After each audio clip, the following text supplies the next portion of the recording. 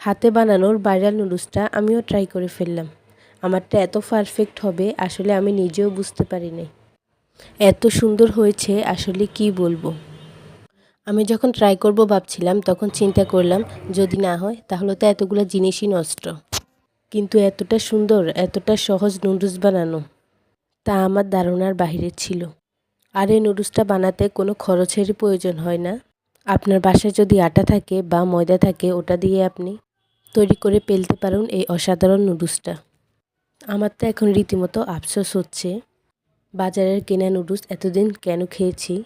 এত সহজ নুডলস বানানো জানলে আমি আগে অনেকবার ট্রাই করে ফেলতাম।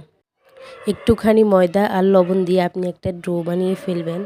এই ডোটা দিয়ে সুন্দর করে নুডলসের মতো শেপ দিবেন।